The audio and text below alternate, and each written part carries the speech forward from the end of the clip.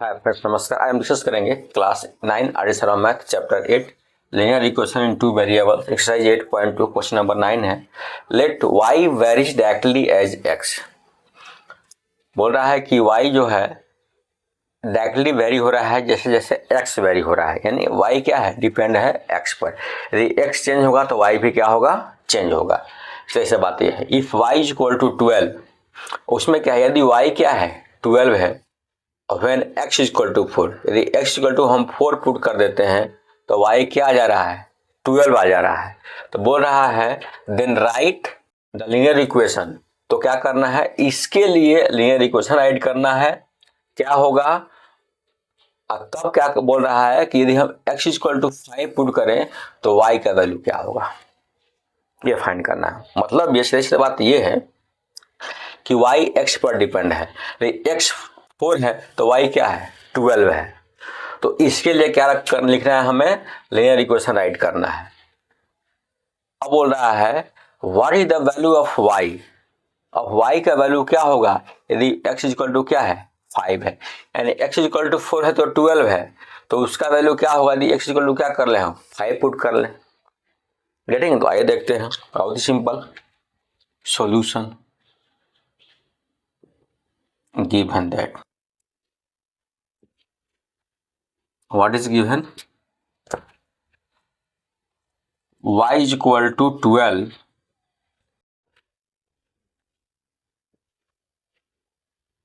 when x is equal to 4। तो क्या add करना है, लीनियर इक्वेशन। लीनियर इक्वेशन क्या होगा, गेटिंग।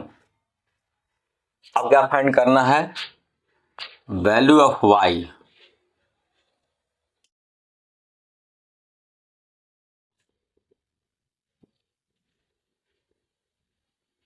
वैल्यू ऑफ y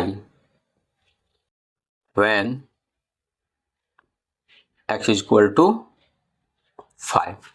तो सबसे पहले क्या करें, इसके लिए हम क्या ऐड करें, लीनियर इक्वेशन। तो यदि हम ऐसा करें y इज इक्वल टू यहाँ x कर लें तो क्या दिक्कत है,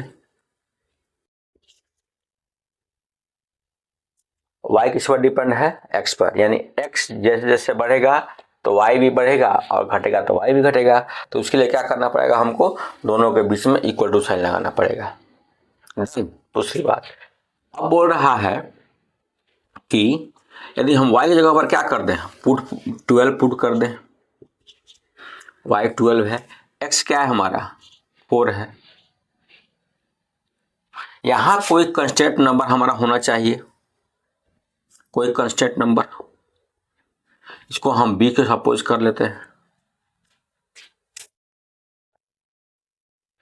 y का वैल्यू यहाँ गिवन है तो कांस्टेंट हमारा क्या होगा, यहाँ कोई नंबर होगा, यानी x चेंज हो रहा है तभी y चेंज हो रहा है, समझ लीजिए।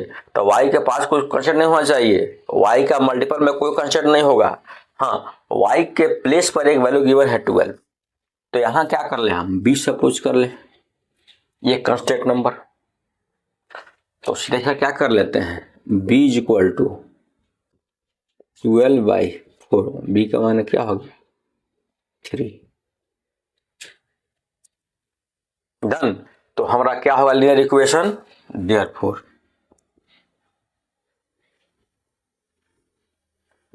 लीनियर इक्वेशन क्या होगा, y is equal to 3x।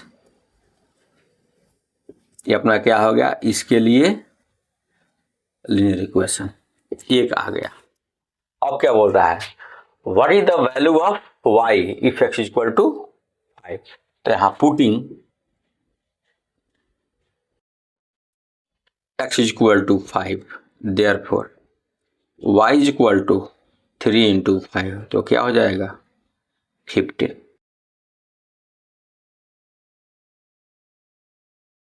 This is our right answer, this is also our right answer.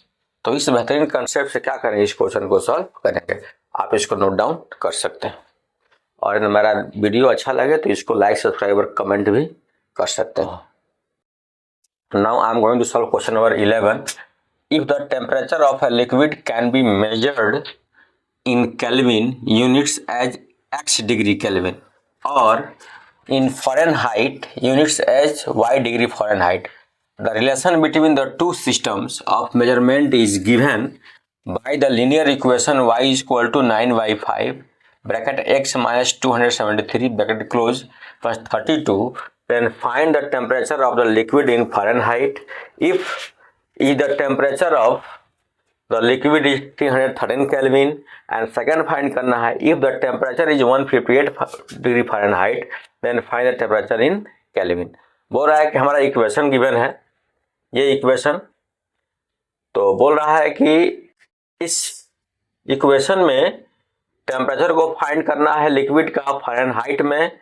यदि क्या दिया हो, लिक्विड का टेम्परेचर कितना दिया हो 313 डिग्री केल्विन और टेम्परेचर फाइंड करना है फारेनहाइट में. इसमें क्या फाइंड करना है टेम्परेचर केल्विन में, temperature of the liquid Fahrenheit in Fahrenheit. इसको फाइंड करना है फारेनहाइट में, इसे क्या फाइंड करना है सेकंड को केल्विन में. यदि क्या दिया हो 158 गिवन हो, इसका मतलब ये हुआ यहाँ x का वैल्यू क्या गिवन है 373 डिग्री केल्विन, x इन केल्विन, x इन केल्विन. x की जगह पर क्या पुट करेंगे, दिस वन पुट करेंगे तो y का वैल्यू आएगा और y के प्लेस पर क्या पुट करेंगे ये, तो हमारा क्या बनेगा x का वैल्यू आएगा. Getting not getting. इस कंसेप्ट से क्या करेंगे, क्वेश्चन को सॉल्व करेंगे. तो आइए देखते हैं solution. Given that what is given y is equal to 9/5 x minus 73 plus 32. अब इसको हम फाइंड करना है टेम्परेचर फर्स्ट. टेम्परेचर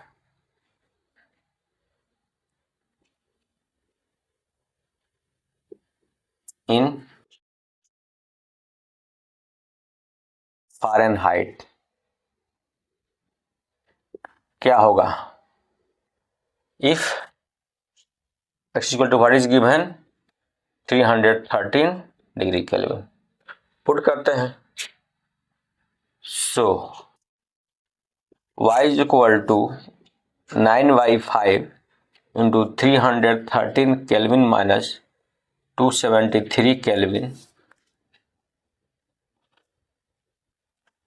या 313 लिख देते हैं क्योंकि जरूरत नहीं है, प्लस 32 और y is equal to 9/5 minus करेंगे क्या जाएगा मेरा 40 हो जाएगा और प्लस 32. डन. 8 5 जा 32 और we can write y is equal to 9 into 5 यहाँ 8 हो जाएगा 9 इंटू 8 प्लस 32 72 9 8 जा 72 प्लस 32 तो 104 डिग्री. y के वैल्यू क्या होगा 104 केल्विन. क्या हो गया, this is our right answer. तो y का वैल्यू क्या हो गया temperature of the liquid in Fahrenheit, यहाँ फारेनहाइट हो जाएगा 104 डिग्री फारेनहाइट. गेटिंग. तो टेम्परेचर क्या हो गया मेरा फारेनहाइट में हो गया कितना 104 degree Fahrenheit. The value of y. आप इसको नोट डाउन कर सकते हैं.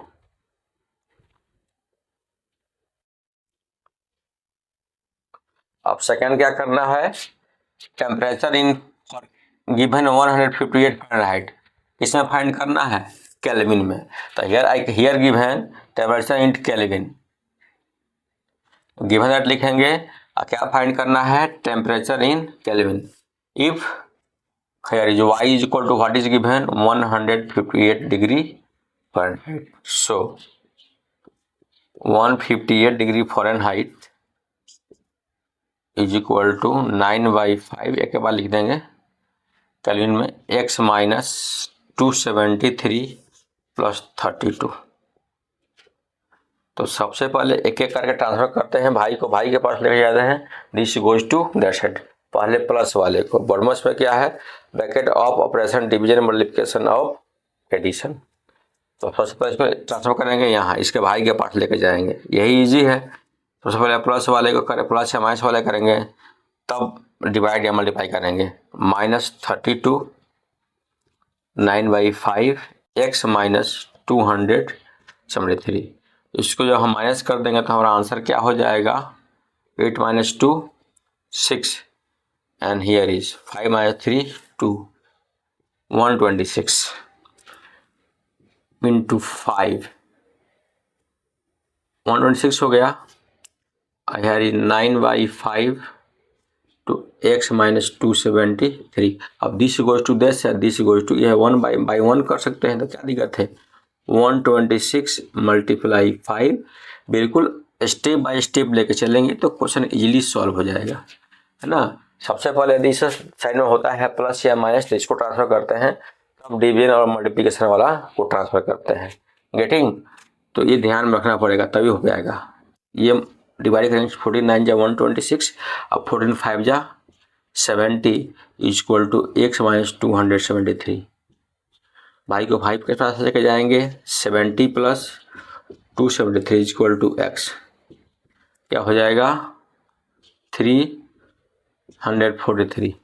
प्लस करेंगे तो डिग्री इसमें फाइंड करना था, इसको केल्विन में x, यानी 343